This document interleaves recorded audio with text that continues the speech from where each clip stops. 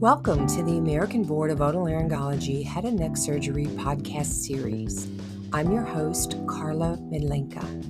Our team creates each episode to help busy otolaryngologist head and neck surgeons learn more about their exams, continuing certification, and the process and requirements of board certification. On this episode, ABOHNS Executive Director Dr. Brian Nussenbaum and Director Dr. Ron Kuppersmith have an informative discussion for our diplomates and future diplomates about opportunities to become involved with the board and how board nominations are made. Welcome, Dr. Kuppersmith and Dr. Nussenbaum. Thanks, Carla. Appreciate the opportunity to be part of this podcast today. Thanks, Carla. The nominations process for board service is a really important part of what we do at the board. And I'm really glad that we're able to record this podcast today to provide some more information about that. Thank you both for joining. I know it's going to be a great conversation. So let's get started. I will hand the microphone over to you. Thanks, Carla. Dr. Nussenbaum, I think so many people in the otolaryngology community are, they wonder, how do they get involved with the board? What are the opportunities? I don't know if you could help outline what the opportunities are. We can talk about how to get more involved. Sure, Dr. Kuppersmith. I'm really glad to discuss that and answer your question. The board has a few different levels of service, and the four are being a member of the task force for new materials. That is the committee at the board that writes new multiple choice questions for all of our written exams for both initial and continuing certification.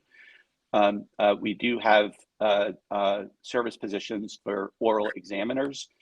And then in those positions on the task force for new materials and as an oral examiner are appointed positions by the various committees at the board. We do have elected positions at the board. One of those is becoming a member of our exam council. And those individuals serve as content reviewers and mentors for those writing items on the task force for new materials. Those individuals are oral examiners for each of their years of service as a member of the exam council. And they're also assigned to one of our test development subcommittees that constructs one of our assessments. And then lastly, another elected position is as a director of the board, as you are, Dr. Kuppersmith. We have 17 directors, and the directors really serve a major, critically important leadership role with the organization and the direction the organization is heading. For people who are considering service, I think it would be helpful for them to understand, what the task force, what the responsibilities are, how much time commitment it is, how long the term is, and then the same thing with examiners. Maybe you want to touch on those two, since those are both the entry points to becoming a volunteer. Yes, exactly correct. That the task force and new examiner positions, usually those are the entry points, although much more common, the entry point to board service is as a task force for new materials. Those individuals will enter board service as a new oral examiner, but the majority will enter board service as a member of the task force for new materials. That is a committee that is a 3-year commitment. For each of the years, the board typically requires authoring 12 to 15 multiple choice questions. We do have an item writing season each year that lasts for approximately 6 months. So the members of the task force for new materials, some of them do write their items on average 2 new multiple choice questions a month over a 6-month time period, and working with an exam council member that they're paired up with that's mentoring them on the content of their questions that they're writing. And I say some will write their items throughout the season because the board also does have 2 exam retreats each year now. And there is an option for our task force members to attend one of those 2 exam retreats. During those exam retreats, they would get the entirety of their work for the whole year done in a focused, concentrated period of time over 3 days, not only writing their questions, but also getting their questions reviewed by a content reviewer who's either a director or a member of the exam council. And so for those task force members, that they will get their work done very effectively and very efficiently in a short, brief period of very productive time in person. And so there are two options for our task force members in that regard, of either writing throughout the year or writing, spending one weekend in person, getting all their work done. And of course, the board provides training, for the task force members on how to construct proper questions. And then these questions are used both for the in-service exam during residency, for the written qualifying exam that people take at the end of training. They're also used for CertLink in continuing certification, as well as in some of the sub-certifications. And I think it's a really rewarding activity, both in terms of learning how to do this, but then also the interactions with other people and the ability to, make new relationships and just learn. I think a lot of people probably out there are wondering, who is the ideal candidate to do this? Is this something that's, just for academic physicians, or, are there any special qualifications people need to have to participate? To be appointed to the task force for new materials, we do have a balance of practice areas that the members of the committee are from. What I mean by practice areas are like general otolaryngology, head and neck surgery, rhinology, allergy, sleep medicine, et cetera. But we really do want not only those in academic medicine, but those in private practice and even military medicine. We do want a balance of individuals that participate on that committee in terms of creating the content. In terms of being appointed to the committee, you do need to be a board certified otolaryngologist, head and neck surgeon with our board in good standing. And what I mean by in good standing is that compliant with your continuing certification requirements. For those that are interested in being nominated for an oral examiner position, the board does require a minimum of 5 years after completion of residency before you could be nominated to be an oral examiner. So there is that time window there that you do need to get through in order to be nominated for a new examiner, but that's not the case to be nominated to become a task force member. And I think, as you pointed out, a little bit earlier, the different levels of participation, from task force member to oral examiner to exam council member to be, to ultimately director, it really is, depending on people participating and doing a great job in these positions. And we'll talk about the nominating process, but, obviously people who show up, who do the work, who are excited about it, are the folks that tend to progress, through the different positions. Is that a fair assessment, Dr. Nussenbaum? Definitely so, Dr. Kuppersmith. For those that do really a great job on task force, there's the board just assumes that they're likely going to continue to do a great job in more expanded, larger roles with the organization, such as becoming an oral examiner or a member of the exam council or a director ultimately. It's interesting when we talk to diplomates and volunteers that participate in the board activities, it seems like it's almost a universal feeling that this is a really rewarding activity. And it's so important, in terms of protecting the public and helping define the specialty and what the certification assessments look like, that even though it's hard work, people seem to be, they seem to really enjoy it. And it's really fun, to see how excited people are about participating. I know people out there are probably wondering, well, how do I get involved? How do I get nominated? And, every year in the spring, the board has a portal online where people can sign in and participate in the nominating process. Dr. Nussenbaum, you want to talk a little bit about the details of how that works? Absolutely. The nominations is generally open in the spring of each calendar year, and the exact dates each year are posted on our website, and we do send an email out, pretty wide distribution email, announcing that nominations are open. The nominations process is done through the board's website, www.abohns.org, and you just log into your portal, and for any diplomate can nominate any other diplomate for Task Force for New Materials. And I think it's important to mention that you can self-nominate for Task Force for New Materials.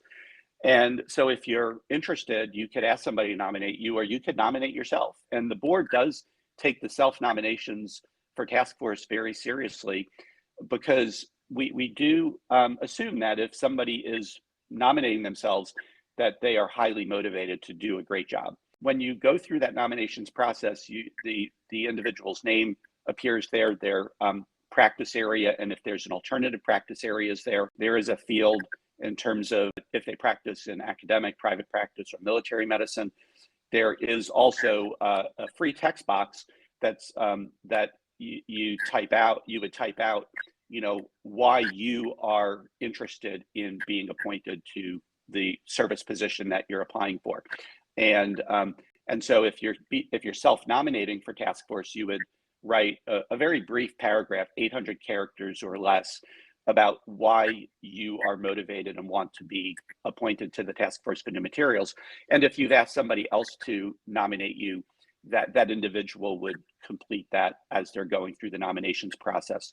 It's important to mention that the board never shares those free text comments with anybody else. So those are confidential free text comments that are being provided by you to the board if you are nominating somebody for board service. No, I think those free text comments are really important for the committee, what their background is, what their interests are. The other thing that I think is really important is when you're picking your practice focus area, it doesn't necessarily mean that you are, did a fellowship. Yeah, Dr. Kuppersmith, I think that's a critical point that you're bringing up, that by clicking their head and neck surgery or rhinology or laryngology, it doesn't mean that the board doesn't assume you've done a fellowship in that area. The board assumes that that's an area of practice that you focus your practice in. But certainly, as you're describing, completion of a fellowship after residency is not required to self-designate yourself in one of those areas.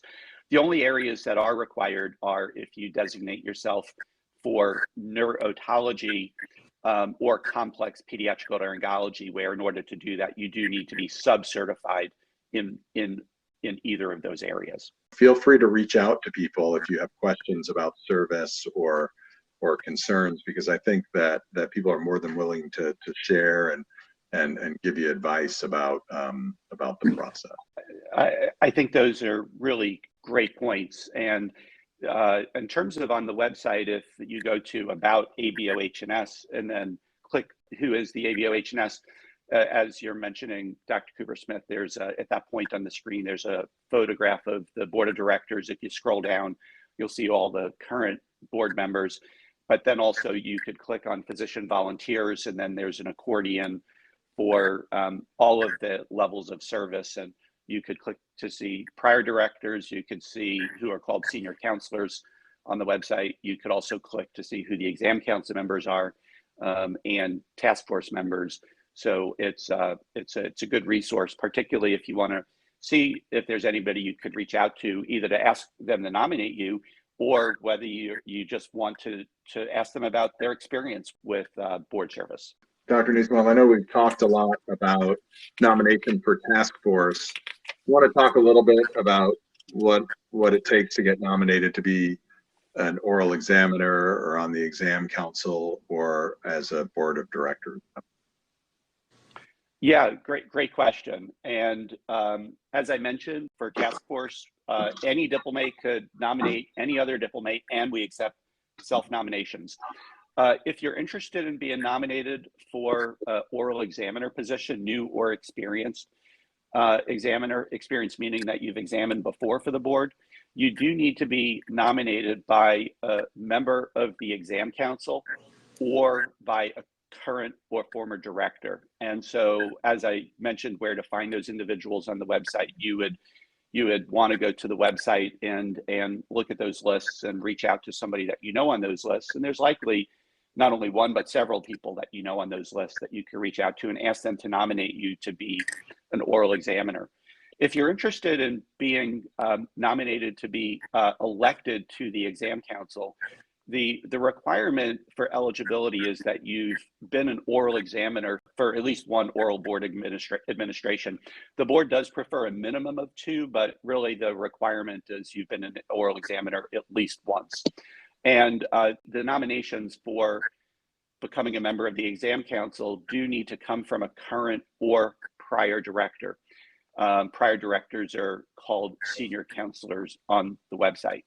And so you would want to reach out to one of the directors or senior counselors and ask them to nominate you to become a member of the exam council if you are interested in that. Once again, assuming that you've served at least 1 year as an oral examiner.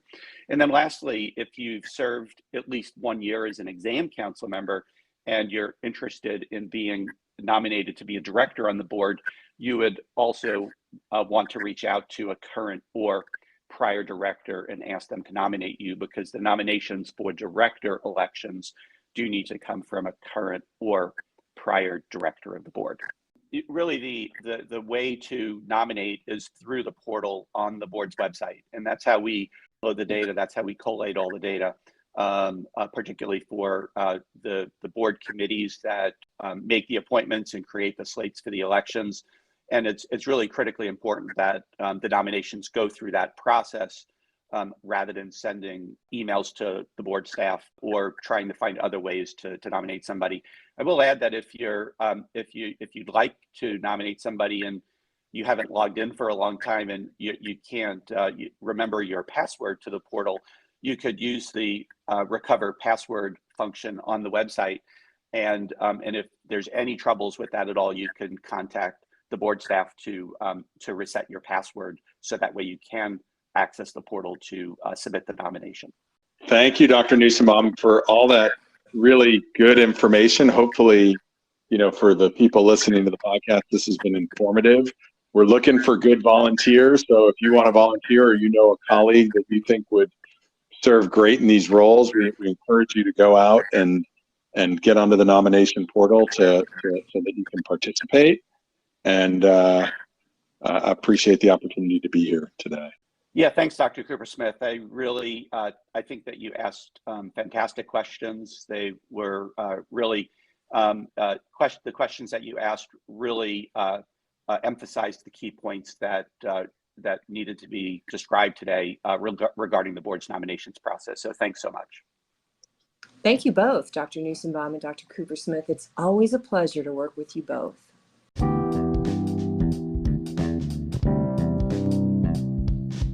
If you would like to nominate yourself or other ABO-HNS diplomates for board service, visit our website, abohns.org.